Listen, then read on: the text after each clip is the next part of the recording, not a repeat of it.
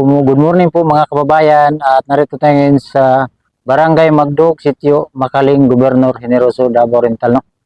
So ito pong daanan ko po mga kababayan, ito yung lugar ni Ate Lovely, yung isang sikat na singer na si Lovely Buscado, no? Yung pinagawa ng ating mayor dito sa Gubjin ng bahay.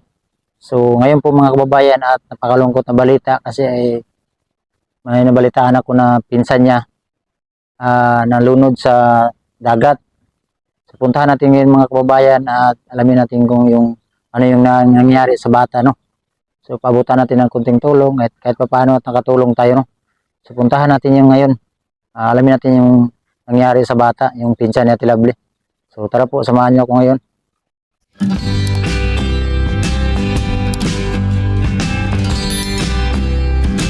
So yun po mga kababayan at kasama ko na ngayon si Nanay, yung lula ni Ate Lovely, yung mama ni Ate Lovely. Apo ni mo si Ate Lovely na, no? So, so napakalungkot po na balita po mga kababayan, itong bata ay sa harap ko ay nanon po ng asa na nanon na nalunod. Di sa bangde sa among luyo. Tubitang pagbaha sa Manila, katong bagyo nga Karina, medyo ning dako sa diha ang kanang among luyo niya. Akong gihapon tulo ka adlaw, ikatulo ka adlaw. Nalipat ni gamay sa akong apo. Yang mama ra ba ni ito ano ba sa Manila na narbaho niya. Dili na mo makontak siya kay mutug-asa na ron siya kay atong Bernes murag ning kuan man siya kanang ning pauli daw dire. Ang tuterno pa man naabot. Medyo sud among kaimtang gitabangan man mi sa among mga silingan pero naadyo kulang ba. Dako pa jud kayo og kulang kay nya magunsa man ko nga biyuda biya po din taon ko, lang taon ko po kadangpan niya. Una nga, perteng baita sa among kaimtang, gahapon yung ato ko punirarian. Nakuhaan man ni pero dako pa man gihapon kulang kay lubong ani kung saon nga amo man ang gikuan og unom ka adlaw. Hindi ba samar na mo adlaw. So karon na nalang ko gamay concern pangutana si mo. Kinsay gabantay sa bata katong time na disgrasya siya? Katong apo na ko nga dalaga, may nagbantay ani kaya ang iyang kuya nagbasketball man dito sa Minya man siguro sila kay amang pud siya goy mga dula-dula nagapilan. Pero atong wa pa naabot ni akong apo nga dalaga sa dito sa Davao man na siya sa iyang papa. Diri sa ako ay Emilin. Bata pero may gina na akong ginasiradaan at giduyan ako dito sa amo ang sulod. Ya katong ang apo ng apo kay nalugakan niya og gamay ang bata ba. Bali Nalugagan niya og gamay. Pila edad ani nay? Usa ka tuig og 5 ka bulan. Katoy og 5 ka bulan babae. So direct sa istorya wala siya nabantayan ni murag nalipat mo sa bata. Nalipat jud may og gamay. Gamay jud yung pagkalipat kay ako na ko ni focus og bantay kaayo sa bata kay salig naman ko sa ilaha. Kay na naman siya. Nalipay pud ko kay nakapahulay ko unta og bantay. Papa niya, sang papa niya? Ikan pagturok ining bataa ang papa. Dito man tog tawi-tawi niya. Wala jud nagminyo man siya lain. So broken family ng Tay bata. yung luoya sa akong apo. Kay gikan pag gawas aning bata wala jud bisag isa na lang ka piso nga suporta sa iyang inahan. Naluoy jud ko sa iyang inahan pa. Kasi na wala nagsuporta ang amahan. Ang amahan. Ang inahan niya natog Manila nagtrabaho. Ako na lang nisugot na lang kung maatog Manila para kay naluoy naman kay ko gikan pag anak niya. Wala in taon joy kuan. Jud abi pod ko sa puya ko ikatabang. So kaning bata bali wala na siya, wala ang papa na nagpakabana niya, ang yang mama nagtrabaho sa Manila. Tulo naman nag-adlaw na mo paabot, wala pa man siya nabot. Ang asa na pud siya. Basig nagkuanay nagbarko, siyempre mahal ka raw ang eroplano. Nakatabok na daw siya sa nagbarko ra to na kang barko magod. Basig nagpadung na siya diri. Dugay-dugay siguro pa pamiliti sa eroplano, mahal mang eroplano mas brato-brato mo kun barko makatipid ka. Pero unsay pangailangan sa runay sa bata? Kanang inig kagabi magtapok-tapok mi wala gani mi kanang sana. Mga pasinpan wala. Naay pa na sa among silingan unya.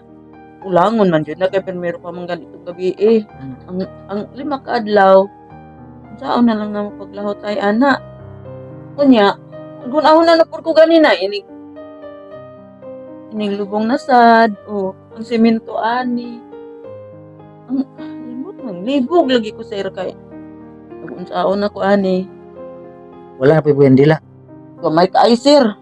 Ambot di napaigo niyang gabi na gamay ra kaayo pud. Wala pa ngayon ako nabuhatig bulak ang bata sir oh. Wala pa na ako nabuhatig bulak wala kong ipalit ba. Wala ko ipalit og bulak. Ito po mga kababayan ni Lola ni Lovely, ito si nanay. Pinsan to niya Lovely itong bata namatay kaya masakit na balita no. Punta natin mamaya yung ilog kung saan na yung bata nalunod. Tubig ba na no? Dili ay ba kog dagat. Pero baba niya dito sa una Gamay ra man na sir pero katong paglunop sa Manila ning lunop sa na siya dinha. Gamay ra man unta na nga sa bang diha.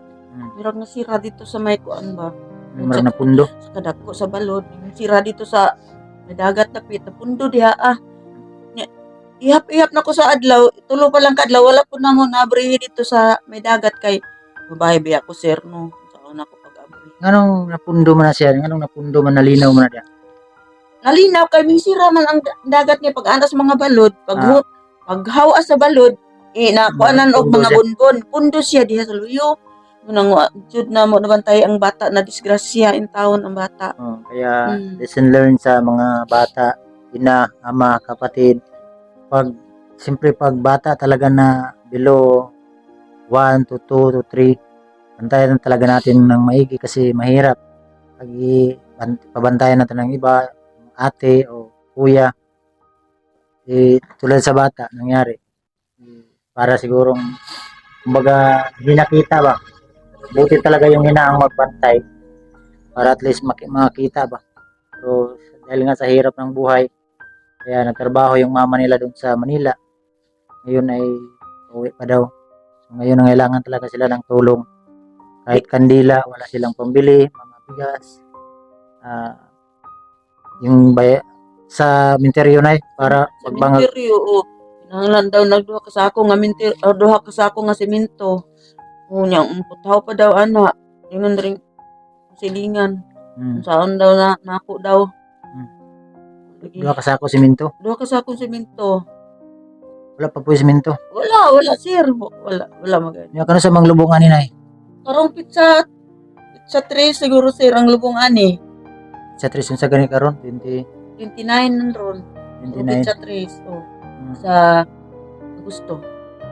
Ug mulakaw pod ko di man pod manguan ko dito manganyo ko sa unahan di man ka luwang naman yung taon ko. Hinay naman ang akong linakwan. Nangailangan po talaga sila ng tulong Oo. kahit si nanay. Nanay ang Kinahanglan jud ko tabang kay lang na ba sa kanila. karon sa may pangailangan nimo din sa mga ginagmay na paliton nimo dia. Kana kandila, Dila maghat pa may bulak nya kaning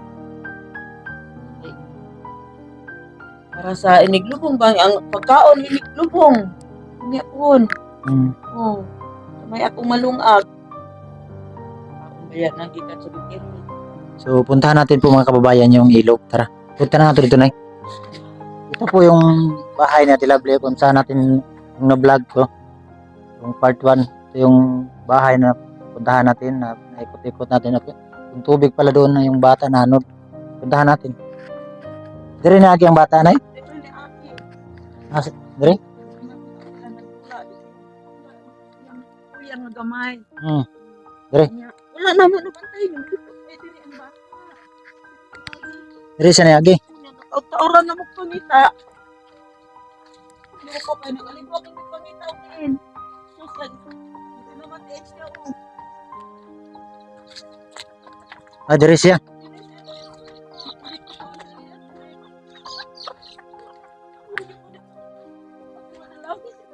Ha? Dinaniyagi punit ang bata, sir. Dire? Nagkuha na diha siya kanang nag-ubo ang bata kanang nagkulo ba diha ang bata. Gitabang nga. Wala na siya natabang. Ito po mga kababayan, no? At unsa sa sabang na, no? So dito sa unahan ito dagat. So ito po yung bahay na Tilabli oh. Sabi, hirap ng buhay. Kawawa yung bata. Nalungagan pa gid ang kuan nila. Diri na lang gibutang ang kanang Sige lang kay habit ang mga maniyang balay kani mga bala kani bungkago na lang nato dinay. Nya kanina yun sa may dapat gisolusyonan niyo pabrihan ni dito. Kay kung magpundo man gud ni siya magkus man gud niyo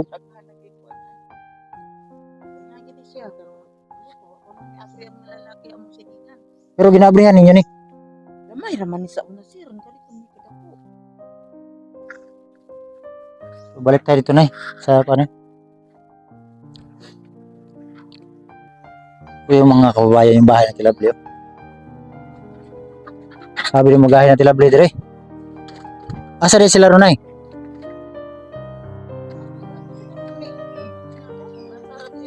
Ah.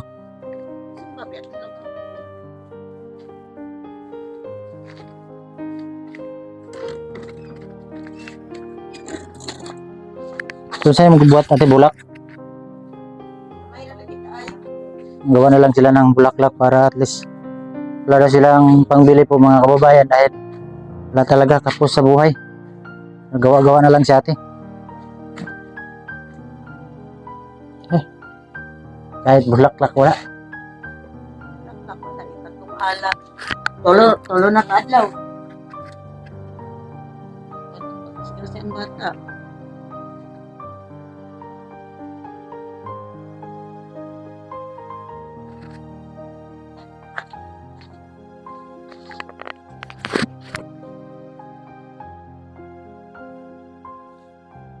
Kung na lang siguro maman yan, dili ito mga ano.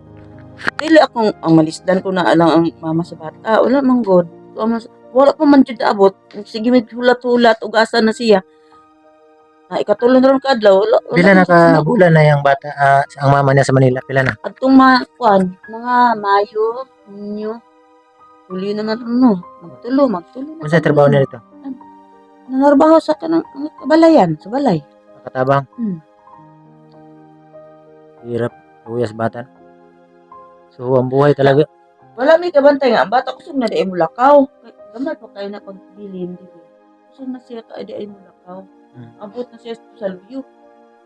So, Nalipat yun ang ate niya ba nalipat. so, yun talaga no. Lesson learned talaga sa mga magulang na bantayan talaga natin yung mga bata lalo na pag magsaksak ng kuryente. Hirap tulad ng nangyari sa bata. Kasi ngalanan ng bata na eh. Jemari. Jimari. Jimari. Jimari? Jemari. Babae man siya no? Oh. Sa apelido na yung kitala na eh. Ariati. Apelido na sa iyang papa. Emboscado. Emboscado. Dito siyang mama, emboscado niya. Ang buhay nila. Pero na masking kandila, wala mo itong palit na eh. Wala sir. Kay naghulat-hulat ni siyang mama. Pamatin na lahos ang pagkaroon. So, ako gamay tabang na. Ipalit lang sa ni kandila na yan. Salamat sir. Ipalit lang sa ng kandila na yung mga kape ninyo na yan. Kapil niyang gabi sir. Palit lang sana na yan. Ka na sa kuha na yung mga tabang sa inyo na eh. Gamay pambuda kong sildo na, di naman dako lang akong sildo. Nagupo na ko tanan. Pero pindira po na sa mga taong nakakita sa atong sa video na to karon.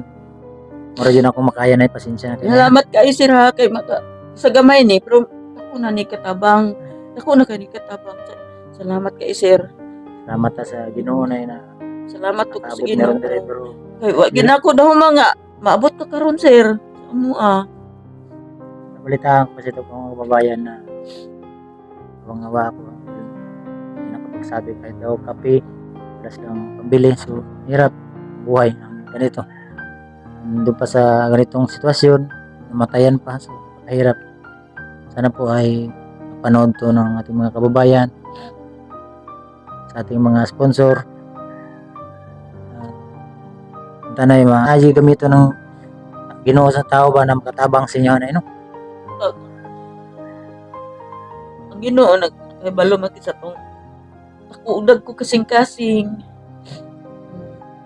Ay kung ako imula ka mabiyaan na ko na akong bata o ano bantay diri pod. So naay paglamay daghan po nagato diri wala. kuan ang Miracle Crusade ori man na sila yung Hmm. hapon. Mao gani nga Wala og maulaw ko ba wala ko palito basig kape lang. sa kapilang. Hmm. Wala ko sa ilahan. Ito po yung bahay nila, butas-butas din yung dingding. Ayan po mga kababayan. Ang bata diri sa katulog si mo. Kaya naman iyang ate diri iyang kuya. Naatol lang nag-basketball gud iyang kuya gud. Ato pa rin na naatol ba. Hmm. Nga, bantayan sa iyang ate. Ba't og gamay iyang ate kaabi sa iyang ate og dili na kusog mulakaw ang bata. Kay gamay pa man natong siya sa Davao gamay pa pag abot niya diri kusog naman di ay mulakaw dako naman di ay. Hmm. Hmm. So, So, no. so ngayon po mga kababayan sa Tilabli wala na. May pinuntahan daw kasama yung mama, yung anak ni nanay. Ang anak nito, yung mama ni Tilabli.